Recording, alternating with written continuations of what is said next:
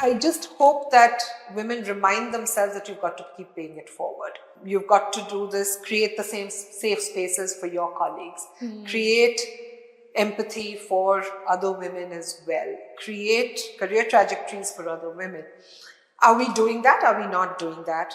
I don't know. It's a question mark.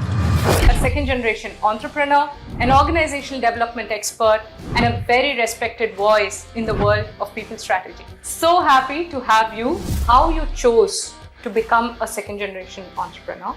You know, I have enjoyed this journey only because I was allowed to be who I was. Legacy to me meant carrying values along. If you take it as pressure, then it's always going to feel like pressure. So, there's a boomer, there's a millennial, there's a Gen Z. And I always notice that no two generations is happy with one another.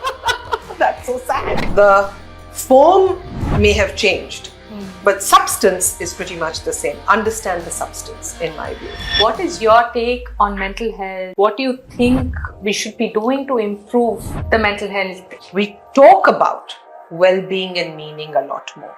In the 80s and 90s, people didn't talk about well-being. Hardly. It was hardly spoken of. But that didn't mean that it didn't exist. I think ego and insecurity are always seen in a negative tonality. That's not the case. People don't leave companies, they leave managers. False.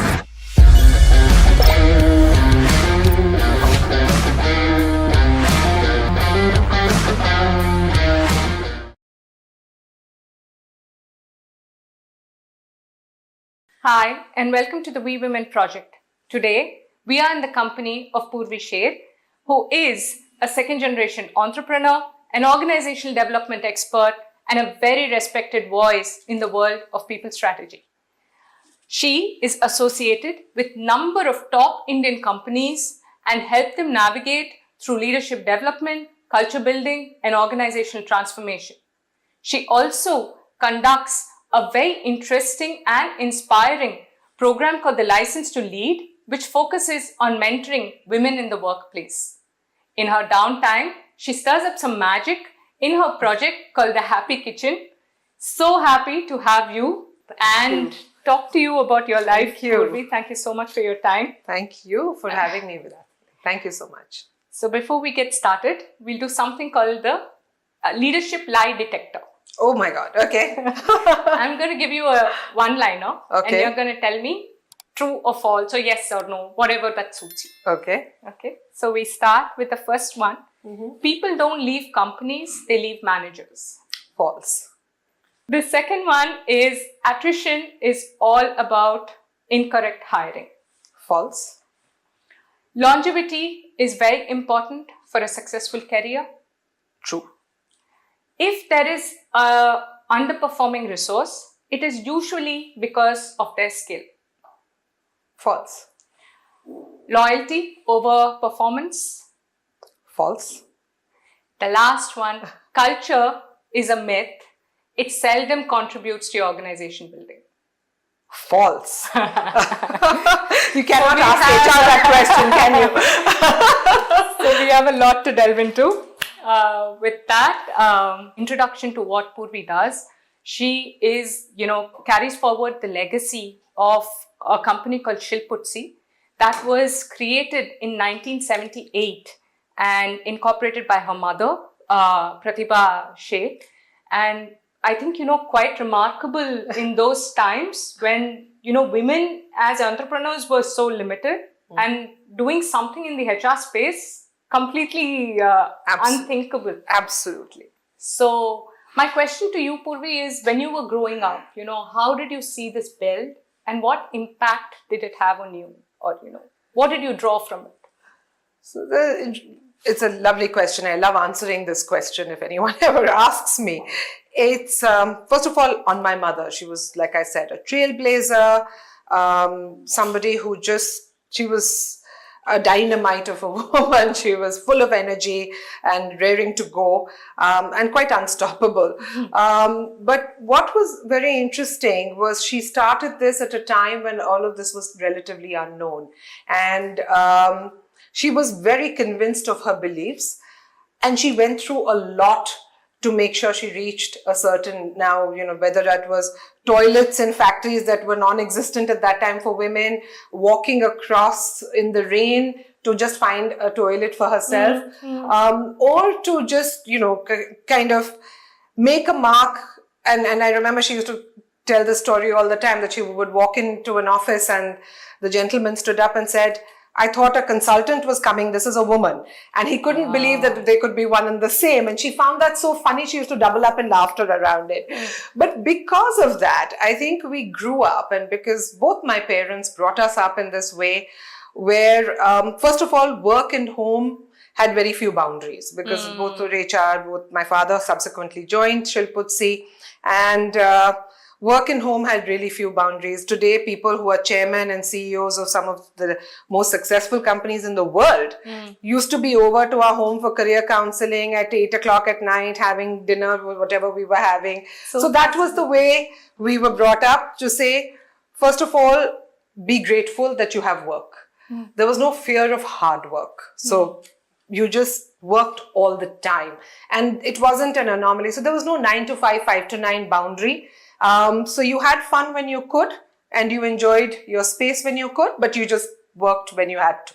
So that was how we were brought up. I think the other thing that was very interesting when we were being brought up was around saying ambition is your purpose. It's about your purpose. So we never talked about how much money was being made, for example. My parents always said, we did this. This is what we achieved. So there was a lot of achievement motivation around us as we grew up, for my sisters and myself. And I think that was the environment that was very inspiring for all of us. That's beautiful. That's beautiful. That actually brings me to the question on, how you chose to become a second generation entrepreneur. And I want to ask you this, Purvi, also from the fact that, there are a lot of children who struggle on deciding whether to join a legacy business. And so what was it like for you, and how did you navigate that decision for yourself? For me, first of all, there was no pressure that you've got to do this, or everybody was given options, opportunities, and said you could.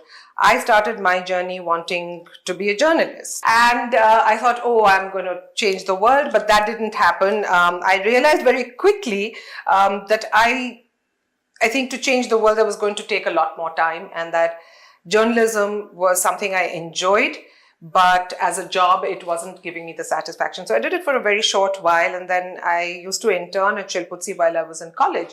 So I went back to my mom saying, now that I've graduated, would you take me in? And she said, sure, I would. But you're starting right at the bottom. And that's how I started, absolutely at the bottom, writing envelopes to candidates, requesting them to update their resumes. So that was my first real assignment, sitting pretty much on the outskirts of the office. But as I went along, and I just enjoyed this space so much. I just enjoyed working. I enjoyed the work I was doing. And suddenly it just became my calling. So it was not. As far as legacy businesses are concerned, and since you asked the question, my view is that if you take it as pressure, then it's always going to feel like pressure. And I think legacy to me meant carrying values along of Shilputsi. It wasn't about the sameness. My father did something, he was specialized in a certain area. My sister was specialized in another area. My mother was specialized. Each of them did different things, and today I'm doing a little bit of everything that they did, and then I'm doing my own thing. So my father sat on boards, my mother didn't. Today I sit on some boards. My mother did a lot of training. I do a fair amount of training myself. So it just depends on who you want to be, and I was allowed the choice to mold Shilputsi in that way, the way I wanted to. So that was the other privilege I had.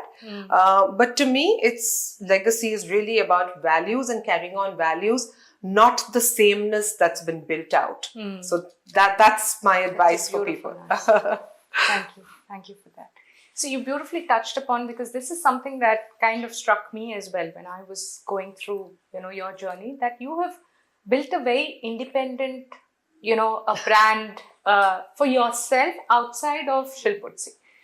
And that must have taken effort, courage, and a certain degree of, knowing what you want to do, how you want to do it, etc.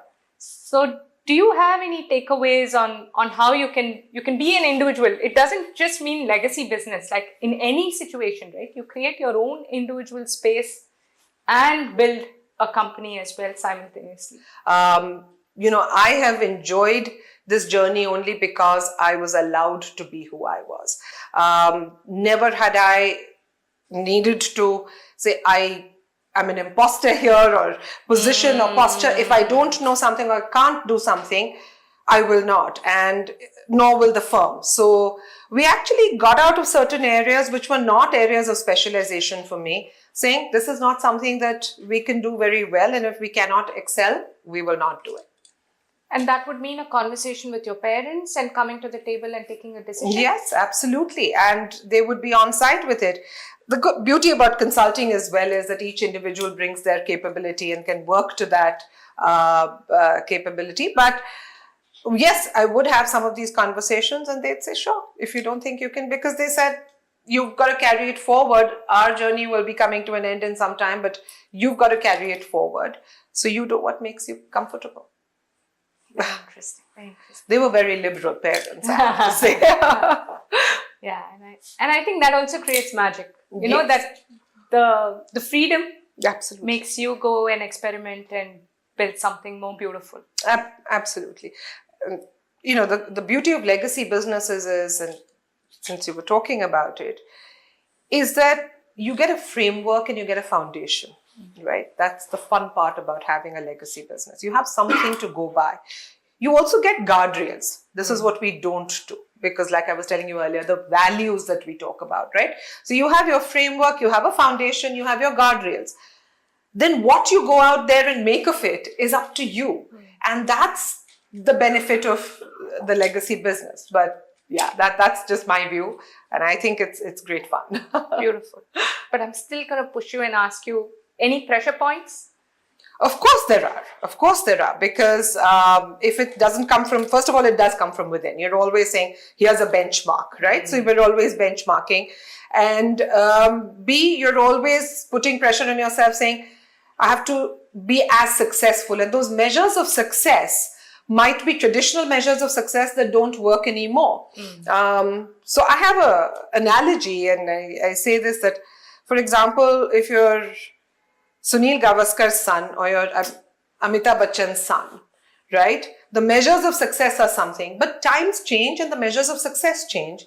And if you don't put that pressure on yourself, you'd be fine. But if you put that pressure, chances are you'd find it hard. So the idea is not to put the pressure, but of course there are pressures. There are pressures from society, there are pressures from people who are watching. If your business is listed, there are pressures from analysts. So there are pressures, and it's hard. It's not all easy and rosy. So how we navigate it, how clear we are in the head of what we want as an outcome could be. Absolutely. And how secure we are in saying, I will chart my path, and if somebody doesn't think that's as good, that's all right. That's all right. But this is my journey to take. And my destination to meet. So as long as, and your parents' journey was different, and their motivations might have been different. Absolutely. Yeah. So given Shilputzi focuses on personality, personal and organizational development, what was your kind of, say, aha moment when, working with Shilputzi, you said that this is my moment of personality development, or this is my change? I think it's over a period of time. I think there was no one particular moment. What I'm proud of, right, today is that my mother's first client, one of her first clients, big client, and when my father joined her in 1990, his first big client, they had come in at their very different points in time. Then they both the clients had gone off. We were not working with them. They've come back and we're now working with them for the last several years. Wow. So for me, the moment of pride is that my mother's first client and my father's first client are still clients of Shilputzi Consultants. That's big. And that, I think, for me is my what pushes me forward. To say we've built legacy of trust, we've built relationships, and we've excellence. We work with excellence. So we do not compromise on that. And I think these three things make the magic. So carrying that forward has always pushed me forward. Wonderful, wonderful. Thank you so much for that, Purvi. So we'll delve into the next section, which, is going to be all about human capital, because I think that's where your expertise lies. So today, actually, the workforce operates with multi-generational. And they've termed us all different things. So, there's a boomer, there's a millennial, there's a Gen Z. And when we sit on a lunch table, I always notice that no two generations is happy with one another. That's so sad. In an organizational framework. So where do you think this is stemming from, and how do you think we can, what should we be doing to make it a more all-encompassing environment, learning to, cross the generational bridges? Yeah. I think 2-3 things. I think one is, first, understand that every generation is vulnerable in their own way. So behind the bravado, behind the I know it all kind of look, there is a vulnerability, there is a fear, there is an insecurity. And learn to understand that instead of going with what's on the surface. So go a little beyond the surface. And I think that's where a lot of leaders and managers struggle, because there is a certain, and this is the difference between form and substance, right? The form may have changed, but substance is pretty much the same. Understand the substance, in my view. Don't go by the form. Somebody's coming in, walking in, calling you by your first name, sitting very comfortably in front of you and say, oh, when we were 20, we never did that. Sure you didn't, but this is all form. This is all presentation. Substance is the emotion, the insecurity, the fears, the motivations, pretty much the same as when you were 20 years old. So learn to distinguish between form and substance, to sum it up. Very interesting, very interesting. So one thing that, I recently read was that the aspiration set is changing. In terms of, there's money, meaning, and well-being. If we put that as 3 cohorts. And maybe for the generation of scarcity, money was very important and well-being came somewhere below the cohort. But increasingly, it's shifting to meaning and well-being more, being predominant to culminate into happiness. I think we've got to look at it in context. You're right that we talk about well-being and meaning a lot more. In the 80s and 90s, people didn't talk about well-being and meaning. It was hardly spoken of. But that didn't mean that it didn't exist.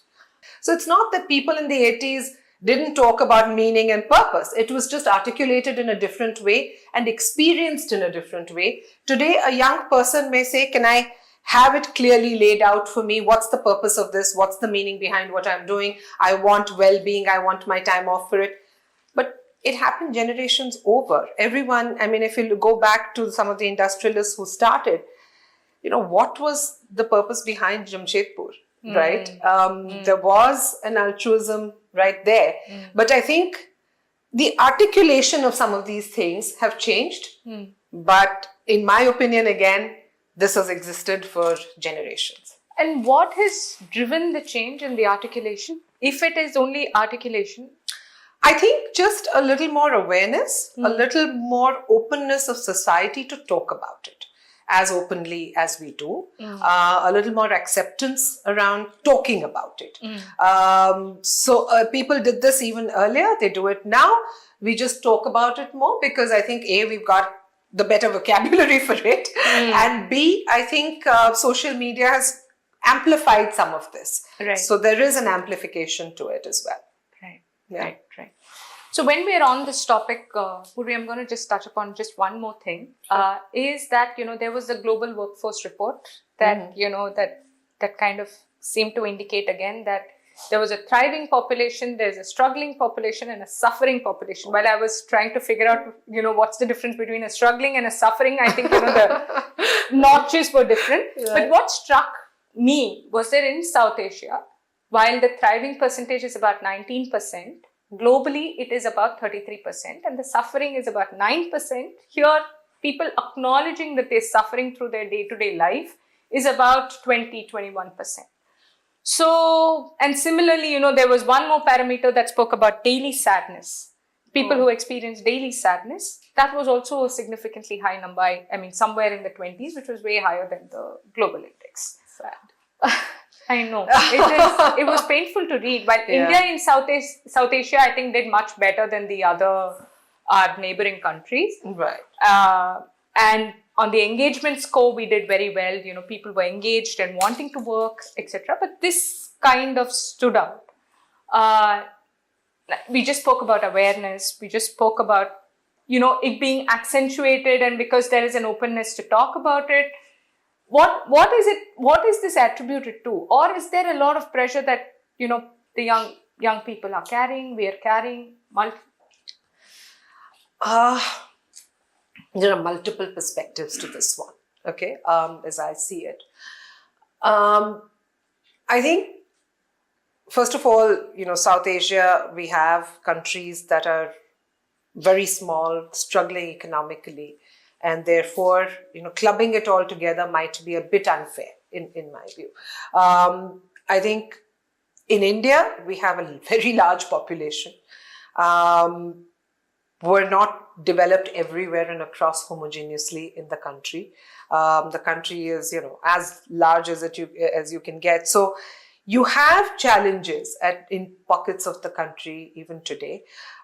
Living in Bombay can be a struggle just in itself, right? And somebody who's moved from the outside, like some of my colleagues have, find Bombay a struggle, and that could lead to the sadness that we talked about, because it's not easy. It's not an easy city. But having said that, I think struggles are a little bit more of part and parcel of the South Asian challenges of economics and existence overall. So you're bound to have those numbers there. I mean, I've just come back from a first world country, and it's a different life, right? It's a different life. Everything is different. And you don't see young people struggling the way that you would see them here, whether it's taking a train to somewhere, whether it's just being stuck in traffic, being stuck in floods, whether your house is leaking.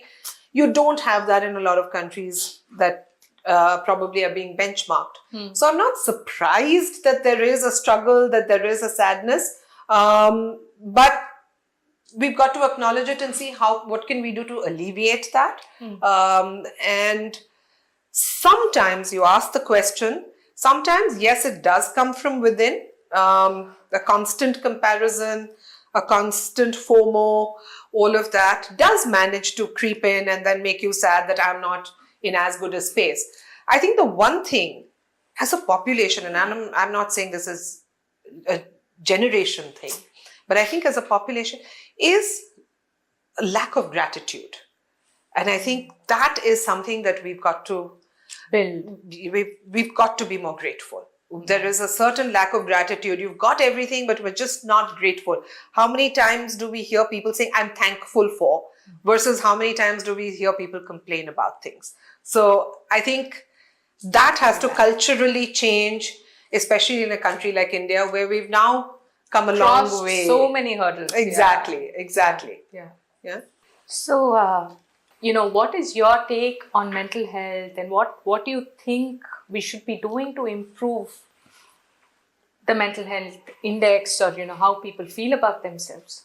And I think the first step is to recognize if you are facing, and I think all mental health specialists will tell you that. I'm not a mental health specialist per se, but just from my experience, I think the first thing is to recognize that you're in a difficult situation, that you're facing a mental health challenge. The second stage is, of course, to go out and get the help. A lot of people recognize it and think that they could perhaps rectify it on their own. I don't think that works. I think you've got to, if you have a mental health issue, you've got to really go out, and you've got to be able to distinguish between what is mental health or a temporary downer, right? And be able to understand your own behaviors and say, no, this is serious, versus this is just a bad day, right? And I think sometimes those lines get a little blurred. And that's where there's this pushback that people have on mental health. But I think we've got to recognize it. We've got to go find help.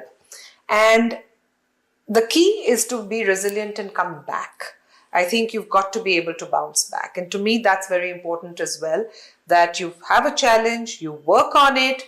It may take time. There's no question that it may take a few months. It may even take a year. It may take longer. But how do you bounce back? I think resilience is very important.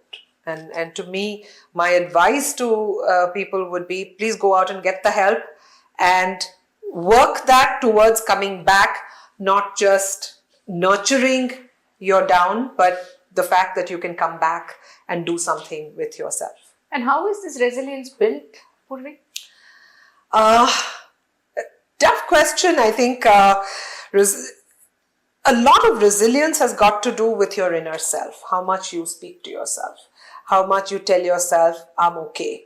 I think you've got to be able to take things in its stride, in their stride, and just say, I'm going to come back and I will come back strong. My view, again, it's absolutely fine to be vulnerable. It's absolutely, you should be vulnerable. That makes you human. But to be able to say, while I'm vulnerable, I also have an inner core strength in myself that will bring me back. And that generally comes from within. It's very hard to attribute it to your ecosystem and to people around you. Yes, that helps. That helps when you have positivity around you or you have people around you to support you. But ultimately, it's about yourself and what you say to yourself. So the inner work has to be done to pull yourself up. It has to be done. And which is why sometimes the help you get is also important, because that will let you have those conversations with yourself. Absolutely. Come back. Absolutely. Let's look at talent acquisition. Mm-hmm. And, is it an art or a science, Purvi? It's both, in Okay. my view. It's both I'd in my love to view. hear more. So I'll give you an example of what happened recently. We were working on I think my team was working on a position and they found a great candidate, very senior person, and two candidates. And the client interviewed, my team was interviewing. I was the last one to interview, and after I interviewed the candidate that everyone had liked more over the other one, I said, I think there's a challenge here. I think this person has a personality challenge, and this person is probably a very angry person. No. Right? And my team was ready to sort of kill me, but saying, now at the end of the process, you've put this in there. And but more importantly, they said, how and what, and I said, look, these are some of the indicators I had, and that was the art of it. But we went back and we said, we're going to validate this scientifically, and we did a psychometric test, and we got validated answers that led to some of the so I think you've got to, when you're looking at talent acquisition, it is a bit of art to just understand, and you have to read between the lines. You've got to understand a little deeper, and that's the art.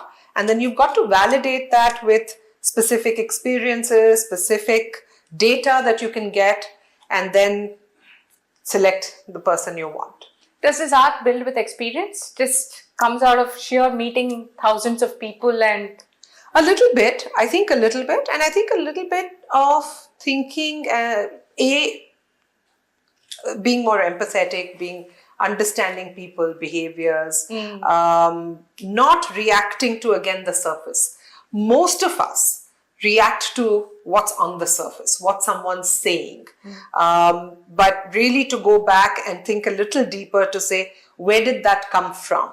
So I think it comes not just with experience, but it comes with this innate need to think beyond the surface and to look beyond the surface. I think what's happened is that over time, with so many things going on in the world, we have so little time that we're very quick to judge. And art, as you know, a painting can't happen in a day. So for art, you need to have time. And so those who are willing to spend the time will get great at the art. Wow. Thank you. Thank you, Purvi, for that. There's another thing that's often now spoken about quite a bit, that the traditional form of education is kind of losing its purpose or losing its ground. And what's going to survive in the world or in the future is going to be skills. And acquisition of skills is going to differentiate one over the other. Your views? Skills is important, especially at the beginning of your career. Skills are very important. Since I love to cook, I'm going to give you an analogy of food. Skills is like the masalas and herbs you have in your pantry. They're ingredients. What you do with them is very important. How they come together, and can you use everything that's in your pantry and put it all together? No, you cannot, right? So some days, for some things you'll use some, and for something else you'll use another. But the art again is into saying, how will I take these skills and make them work for me? And I think that is very important. So I think skills are important. You need to have the ingredients, so you need to acquire skills. But it's no point having a pantry full of skills where you can do nothing with it, or you don't know how to use them. So you get the skills you need and focus on them and build them and keep building. And skills is not finite. It's, they keep growing, they keep building, and they build out in various ways. I think there's this whole rush to acquire multiple skills all at once. You don't need to do that. You focus on a few skills. As you go along, that will just multiply on its own, because there'll be something else you build on top of that. So the rush to acquire too many skills, in my opinion, is not needed. Perhaps focus on how you're going to use these skills and make them stronger and better. So choose your ingredients wisely, whether it's external, internal, whatever, and make something out of it. Make something out of it. Right. Make something that's meaningful to you. Don't keep comparing. Don't keep wondering whether you did. Don't second guess yourself. And as the famous Steve Jobs goes, the dots will connect. So it's okay. Acquire experiences. They might be very diverse. They might be very different. There's so much neurodiversity now in all companies. You will find that. And everybody will find a little space. Yeah, they'll find a space. So there's this other thing. I mean, when you talk about people, a cohort joining together, but some doing better than the other. And very often I get two terminologies that's thrown at us, or, in general, is energy and proactiveness. So I hear it so much at least. How do you see it play out in people? I think they're extremely important, both energy and proactiveness. Take any profession, right? Whether it's politics, whether it's sports, whether it's medicine. Where do you not need these two, right? So I think while they're words that have been used a lot, they're very important in my opinion. And energy can be in different ways. Not everybody is about the physical energy, or it could be emotional energy, it could be mental energy, it could be physical energy. But having a certain energy to yourself, what is your energy, is very important. If you have to give a dimension to energy, how will it, what will the attributes be, or how will a person with high energy play out in a workplace? I think by being curious, by being learnable. I think high energy to me is someone who's curious, who wants to know more, who wants to learn, and ends up learning, soaking in the learning. Right? I know of people, and we've had silver hires as well. So we have a very diverse population. We have silver hires, we have very young people. And I see that there are so many senior people who have retired or semi-retired, have the energy to learn and to be curious. To be relevant. Yeah. Today, my team of average age in their 20s and early 30s is being coached on AI by someone who's in his 50s. Now, he had the energy to learn, but he's, and then be curious. And now he's talking about AI to a much younger generation, right? Yeah, but to me, that's energy. Right. And that actually covers proactiveness also. Absolutely. Because, if you're curious, you're ahead going to cover both. Absolutely. Be ahead of your curve. The other two words is, ego and insecurity. Purvi. And I feel in the corporate world, at least, I can't comment for, people who are starting on their own or whatever it is. This is like the fundamental emotion that plays out in every human interaction. And it takes various forms. I mean, some call it politics, some call it whatever it is. It takes various forms and shapes in the entire journey of life. So when you, go take on a client to do a leadership development or to do a cultural shift or an, organizational shift, do you face this? And what is your feedback? How do you handle it?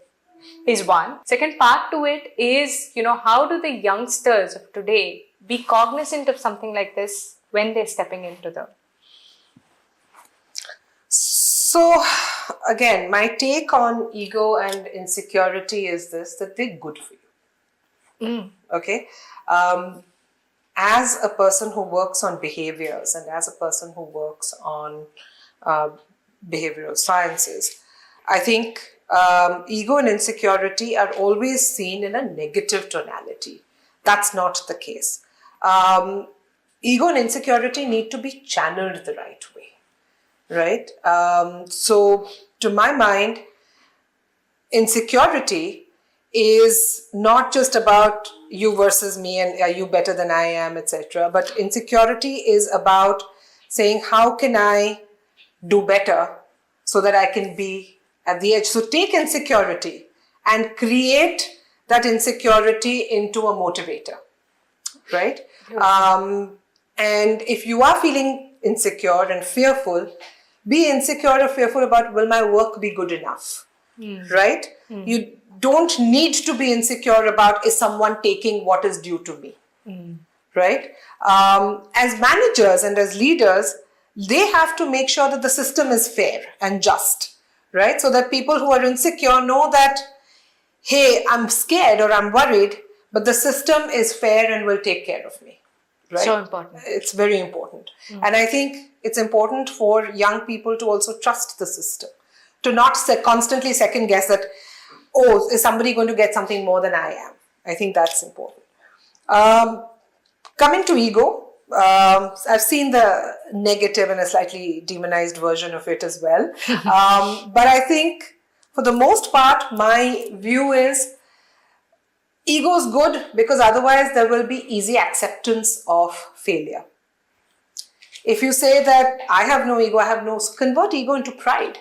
Pride in my work, pride in what I present, pride in what I do, pride in how I interact with people. So make ego about that. And as a leader and as a manager, if you're doing that, then you're in a good space. And for a young person, not to make ego about you versus me, but to make ego about me versus me.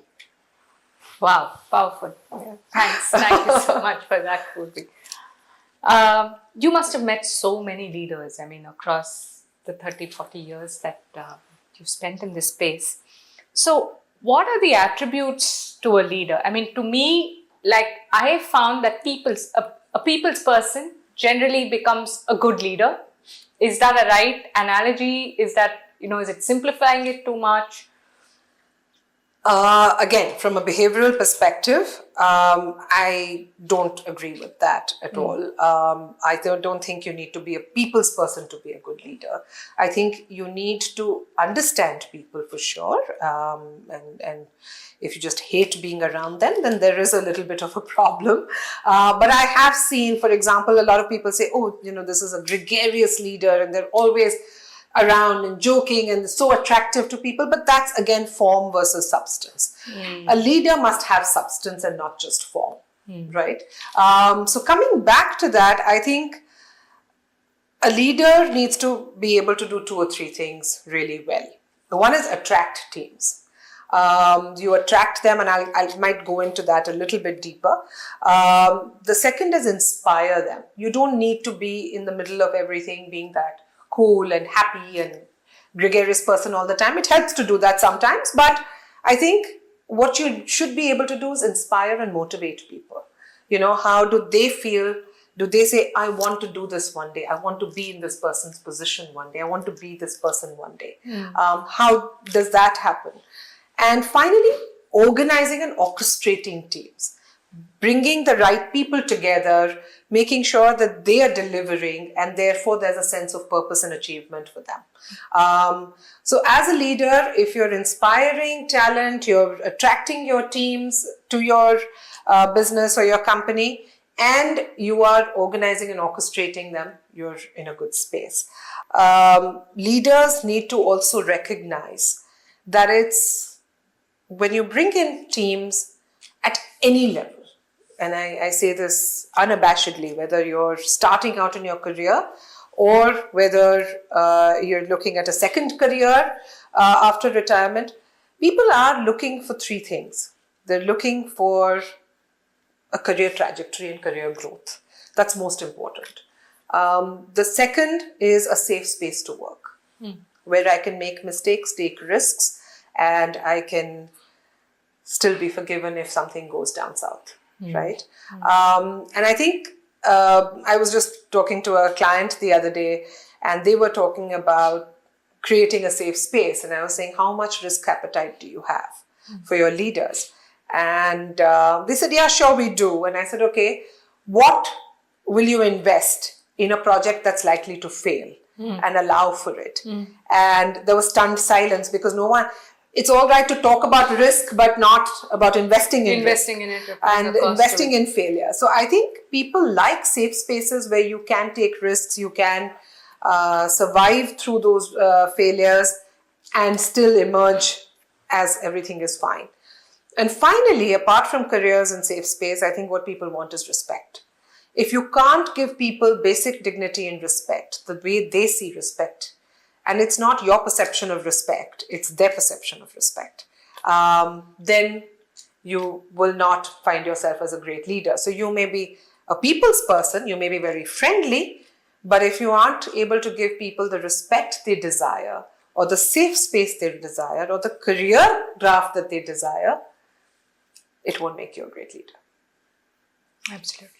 Absolutely. So we've had a lot of conversation around human capital. So, I mean, this is an extension, but we're going to try a lighter format.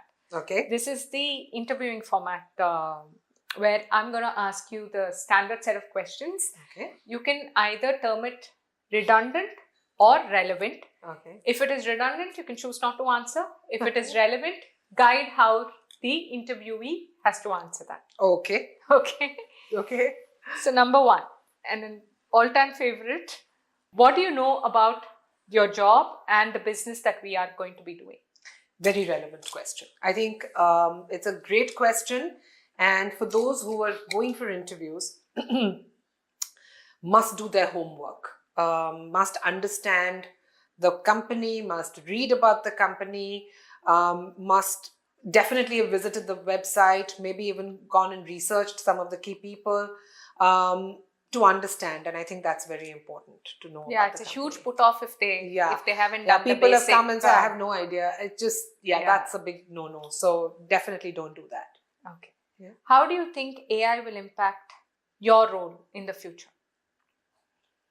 Relevant question, or a good question, because that's a question that everybody likes to ask these days. From an interviewee's perspective, I don't think there's any right answer. No one knows, right? I don't think there's even... but I think it's important to have a thought process around it. So you don't need to have the right answer. There is no right or wrong answer, perhaps. But you do need to have a thought process of what AI is going to do to your business or your role or your work, your domain area, etc. So you need to be informed. You need to be informed. And you need to be informed, and you need to have a thought process. You need to have thought. I think we sometimes take a lot of data and we're very informed, and we like to give a data dump sometimes to an interviewer or to somebody at the other end. But it's important to have a line of thought. It's important to say, where is this going? And that has to be yours. It can't be somebody else's. It can't be ChatGPT's. It has to be your line of thought. Absolutely. Yeah. Absolutely. Why did you leave your previous organization? It's a fair question. My submission to all those who were interviewing Be honest about it. Don't go overboard bad mouthing the organization. I know we have platforms today and you go onto Glassdoor and you say what you want, etc. But, show a little bit of grace for a company that has employed you before. So talk about what was your motivator to leave the organization, but don't go overboard critiquing it too much. Very valid. What is your dream job or a dream company that you want to work for? So I think it's a bit of a trick question, not particularly relevant in today's times. But if you were to be asked what's a dream job, my suggestion is don't go down very specific. Sometimes people say, I want to be in your competitor's job. And, I think be open about what you want to do. Maybe keep it a little more general, keep it more about the kind of roles you'd like to be playing rather than drill it down to absolute specificity. Not for anything else, because your own goals and dream jobs will change. So you don't want to say, this is what I want to be, because sometimes the company may select you on that basis, that this is what you want to do. And if you decide to change stance somewhere midway, you're boxing yourself and you're pushing yourself into a corner. So Absolutely. Be open, but just keep it a little more general. Absolutely. I notice a career break. Do you want to talk about it? Sure, please, absolutely. That's a great question, and please do talk about it unabashedly, why you took the career break, and be again open and honest as to what happened.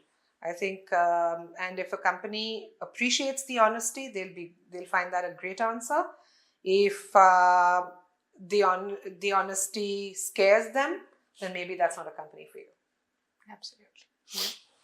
Do you have any questions for me? Yes, I think, again, good question. And as an interviewee or as someone who's going out there to get a job, while you're doing that research, which is non-negotiable in my view, you will have some questions and you can ask questions. Preferably keep it to role, keep it to the company, don't go down again very specific on individual things or individuals, but ask questions that will come off as you're thinking about your future here rather than you're thinking about yourself and how good it will be for you. Just not about that, but just about your future. Beautiful. Last is, what is your current CTC and what is your expectation? My suggestion is, if you're going in for an interview, sure, talk about what your current CTC is and be very sure that you've seen that before you've gone for an interview. A lot of people misquote their own current salaries because they don't remember. And that there's no other put off than that. When you come back and say, oh, but I have a few lakhs more here and a few lakhs more there. That doesn't go down very well. So be very clear on what you get paid, how you get paid. You have incentives, you have ESOPs, you have something else. Be sure to talk about it all in your meeting. If you have a number in mind and you're very, very keen on that number, sure, talk about it as well. I always advise, especially at mid and senior levels, to say that think of your career first, the numbers will follow. But if you think that the numbers are set in stone, sure, mention it. If not, my advice is don't. Let them come back and then you have room and opportunity to negotiate. If you say, I want a 15% hike, and what if the company, and this happened to someone I know, that he said, I think a 15% hike over my current would be great. And the company came back and said, oh, but in the band that we were planning to take you, it's going to be a 40% hike over your current. So, it was just a very funny conversation. The company was honest enough to say, we're going to still give you the 40% hike. And he said, oh my God, I shouldn't have said that. But so try not to be too specific if possible, because you always have room later on when the process is on to negotiate a bit. Absolutely. But in an interview, it's a bit. Thank you. Thank you so much. Most Purvi. welcome. I think it comes from so much experience that kind of shown out in that. Now moving to your impact area, and I think the versatility that you have built into your career that comes from all of this, that we also at VWP deeply admire, Purvi, honestly. And so the first thing that I want to touch upon is your mentorship programs. I think you run 2 of it, but obviously because it's the We Women project and License to Lead Seems like such a wonderful platform that you're putting in place for women leaders. At what level do you take them in? So they're at women leaders who are either in sort of senior CXO, CEO kind of roles, or one level below that, and maybe sometimes two levels below that as well. Okay. It's senior women who've been in a leadership role, some sort of a leadership role already, so they understand some aspects of leadership. So it's meant for women leaders. And how did this come about?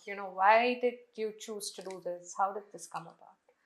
So, during COVID, we were not doing very much, the first wave of COVID, and Zoom calls were new. Right. And in my bid to innovate and do something different, I said, I'm going to do a few Zoom sessions, invite some speakers I know globally to come and speak, and invite clients to attend. So I would invite speakers, very senior people, somebody from London, somebody came from New York, somebody from Singapore, some from India as well. And I would send out invitations to clients. And I used to keep it as a limited seating program. And people would be calling me constantly and saying, can we attend, and, add one more seat, etc. What I did notice was that women did not come forward. So out of 35 seats, we'd have maybe one woman and sometimes no woman attending these sessions. And they were free speaker sessions, learning. It was all out there. It was online. But that's where a certain realization dawned on me that women don't put themselves out there. They sometimes wait to be invited. And that became a challenge for me. And that, coupled with the fact that my mom had always talked about challenges she faced in her journey. And, she said, I would love to. And she always, in all her programs and all the work that she did, she always had room for women leaders and to help them and to work with them. So I said, let me combine all of this and let me bring in a program for women leaders. I said I'm going to just do it during COVID. So I did the first program in 2020. It was 12 women leaders. It was a great program. And I thought this would be it. But they told me that, look, you should continue doing this. This was a great session. And so I started my second one. I thought that would be my final one. This morning, I just inaugurated our 6th session. Congratulations. And 130 women will go through this program. 130 women. 130 women would have gone through this program by the time we finish the 6th cohort. So it's a passion project, really. A large part of the proceeds of our program go to a charity called St. Jude, which is childcare centers for women, for children with cancer. The program itself is meant for women leaders, like I said, a safe space for women leaders. It's a sisterhood that we've built. And even today, whether it's the first cohort or our last cohort, the 5th cohort, the women leaders are all friends. They're a very, very tight group. Some of them also mentioned to me that they have made long-lasting friendships here and very intense friendships through the program, because every Saturday they come together and they're with each other. That's wonderful to hear. Yeah, it is. So wonderful. And some of this, like I said, I just wanted to create a platform for women leaders to come together, and some of these have been great fallouts of that. More than 50% of the women leaders who've been through the program have had some enhancement in their careers, either joined a board or a bigger responsibility or a new job. It makes me very proud. And I think what makes me most proud is that it has transformed quite a few lives. And for me, that was, that hits the chord. Yes. So are there any threads that come up 6th cohort? So, are there any consistent threads that come out in terms of challenges or in terms of successes? I think for us, the common thread has been to inspire, to bring about authenticity, to bring about resilience. I think that's been the common thread that we strive for. I think the common fallout of this has been that it's got women leaders to think beyond themselves, also beyond their reference set. As women leaders, we have a reference set. These are women leaders we hear about from the corporate world. These are leaders that we've learned from. These people have been our mentors. But you go a little beyond your little reference circle. And I think for every leader, and I can say this for all 130, I think that there has been some sort of eye-opening that has gone beyond, because we have speakers who come from different realms and talk about their lives and motivate them. That motivation has, I think, been really a great thread across all our sessions. And the other is talking about business. All our sessions on business are around business issues faced at a leadership level. Things that don't get talked about in your job on a regular day, right? So whether it's compliance and governance, right? That's not something that comes into the realm of every job. But what is governance at every level of a company? Very important to understand. How does ESG play a role? How does sustainability play a role in your job, in your role, which may or may not be directly linked to ESG? So how does that happen? How do you make sure that that's being talked about at levels down the line? So I think talking about things that don't get addressed in your day-to-day work life is the second common thread that I see. From a negative perspective, I'd like to believe there's nothing negative. I think the one thing that I wonder about is how much of this do we pay forward? I think everyone loves to learn. We enjoy such a program and we've got tremendous feedback. In fact, we had so many testimonials, we could not put them all in our brochure because we just have such gushing, long testimonials. But I just hope that women remind themselves that you've got to keep paying it forward. You've got to do this, create the same safe spaces for your colleagues, create empathy for other women as well, create career trajectories for other women. Are we doing that? Are we not doing that? I don't know. It's a question mark to me. So wonderful, Purvi. Yeah.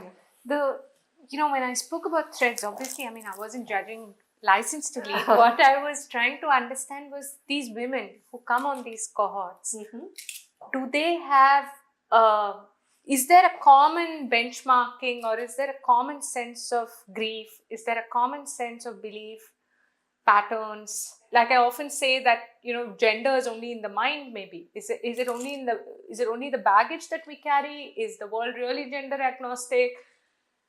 You've met so many of these women right now. Where do you see it all come together?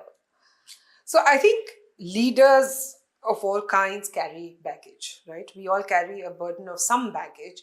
It could be male or female or any gender, right? And it could be anything from your education to your gender, right? I think from a women's perspective, the world is not always gender agnostic, right?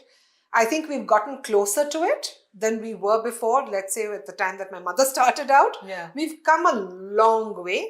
But this morning we had a speaker who talked about how in the line that she's in, which is outside the corporate world, posh as a concept doesn't exist. That women cannot, there could be so much sexual harassment, but they aren't able to fight out. There's no forum. There's no forum, there's no platform. They can't address it. So I think we've, in the corporate world at least, come much closer, right?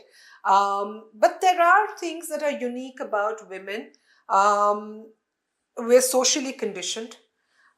It's about what you've been told, being brought up, of what you need to do. And I think there have been a lot more woke parents now than there ever before. Right. So parents have inspired and empowered their daughters and to go ahead. But yes, there are other social pressures. To attend an event or to be seen as someone. And these are also pressures that women sometimes put on themselves.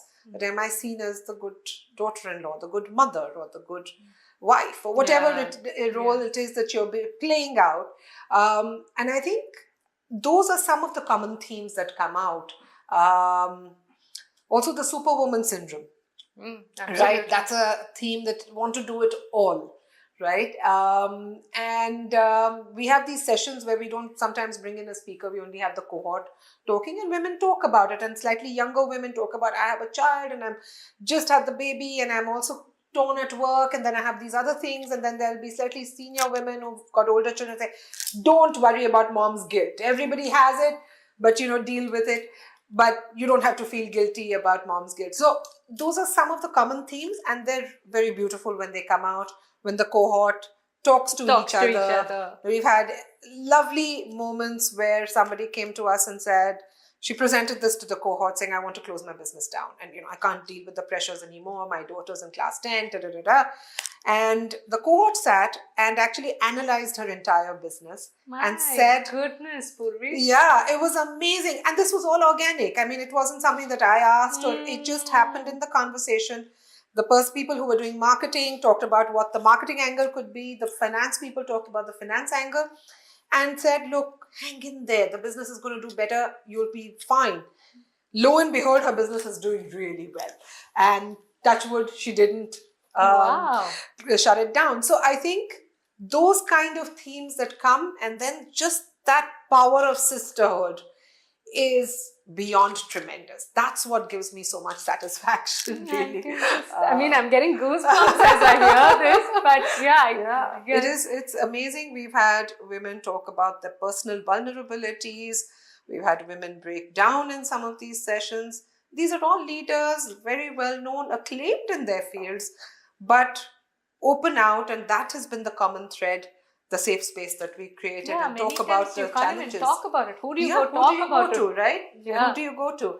And the fear of being judged. Absolutely. Or the fear of not being understood, that tension between personal and professional, etc. But here are women who've probably been through something similar and have something to offer there. It's been fun. Thank you, Purvi. I think this sounds extremely inspiring. And I don't know, maybe I might land up in one bed because I'm so... Love to have you. The other aspect that stands out in your trajectory is, of course, your board participation. You're on really large marquee company boards. You chaired the NRC at so many levels. So how did that journey start? And, how do you pick these organizations today? So my journey, again, there's a lot of things in my life. And as I'm talking to you, I realize are quite serendipitous. And I have so much to be grateful for. So my first board ever came from a company that I was consulting with. This is also my mother's first client. Oh. And so they had, like I said, they had gone away and then they came back, and the chairman asked me to help him with a particular project, which I did for a couple of years. And then after that got over, we were still in touch in general. And one day he called me up, and I remember exactly, I was at an airport in the US, and I was catching a flight, I think, out of New York. And I got a call from him, and I was wondering why he'd called me. It must have been late in the night. And he said, I'd like you to join my board. And I said, say that again. And he was saying it, and I remember jumping up with joy. And that's how I joined my first board, which taught me a lot. And thereafter, some options came to me more organically. Like I said, people who knew me, people said, okay, you're on a board. And similarly, some others I had worked with came to me. And then some others who knew me came and said, look, here's a role that you should look at. So all of these happened more and more organically. And there were many offers that I didn't take on as well. And what I look for, and you asked that question, there is something that I can contribute to. I don't want to, and I say this to the first meeting that I do with either the chairman or the MD or whoever I'm meeting, saying, look, I'm not a silent board member that you can have. I want to contribute, and I will want to actively contribute. So if you're looking for someone who's going to be a rubber stamp, then I'm not the person for it. Or where I've seen boards where I feel like my contribution may or may not be right now valued or may not be relevant, right? So then those are not boards for me, and that's where I've turned down a few as well. But for me, contributing and learning, where I can learn something about the business, and it's been fun. The boards I sit on are very diverse, really very diverse. We have an engineering product and a consumer retail business and a healthcare business and a chemicals business and a cement business. So they're very, very diverse. But I've had a lot of fun learning. In some cases, the company is a leader and in whatever it's doing, and in some they're the challengers in what they're doing. So how do you position? I'm right now serving on 3 boards that are companies that are looking to go public. They're going to go listed. That trajectory and that journey is very different. So it's been fun. Amazing. Thank you so much. And now can I step into your happy kitchen? That just sounds so happy, Purvi. The name, starting from the name, and I did go into your Insta page, and I saw all the yummy I have some pictures. snacks for you from the happy kitchen waiting for you. Probably gone a little cold by now. Looking forward to that. But how did it start? I mean, that's just so amazing. I mean, So I've always enjoyed cooking. My family is a big foodie family, and my mother used to cook very well, and I used to enjoy the kitchen. I used to love spending time in the kitchen. My grandmom used to be a great cook. So foodie family, food was always on our mind, and then cooking was always happening in the kitchen. So there was always a fragrance of food wafting through our, and we've kept some of those legacies alive. Actually, you were talking about legacy and I was saying values. So a few years ago, actually, I was thinking about myself, and I was rethinking about what was my purpose and what was I trying to do. And I said, all of this is great, but what else can I do to contribute? And I said, look, I love to cook, and I love having people over home. I continue that legacy again of my parents, of having people over and doing all of that. So how can I take my cooking and make it into something that's more meaningful to society? And that's where, and I was already doing some work actually with St. Jude, and we were doing it professionally, from Shilputsi, we were helping them hire some people, etc. And I knew the people behind St. Jude very well. So I said, hey, I can bring this together. Let me raise money for St. Jude by cooking. So, and I remember I was not feeling very good at that time. I was feeling a little low and down. The moment this idea came, I felt so happy. So I just called it the Happy Kitchen. And so the way it works is that on weekends, since it's a weekend-only gig, that I cook for parties and for dinners, 2 to 22 people. I send the food over. You're in the kitchen. I'm in the kitchen. I do it myself. Wow. I cook myself. I make the menu myself. I curate the menu myself. And the menu is curated. So I've added a little bit of my HR piece to it. So I curate the menu based on the profile of the guests. So I've done a party for an 80th birthday party, to a marathon runners party, to and then based on the profile of the guests, I'll make the menu. And I cater, I send the food over. I request my patrons to donate to St. Jude for that food. So I will tell them this is they pay me for the cost of ingredients, and the rest of it is donated to St. Jude. So I don't get anything for my time, or it's time spent. And that's how the Happy Kitchen works. So much hard work. I love cooking, though. I have to say that's where I think I get my best ideas. That's where I think I'm at my happiest. I'm at my happiest. I mean, the other day I was telling you, I got back from Geneva.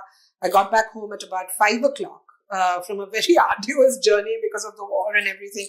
The flights were delayed, etc.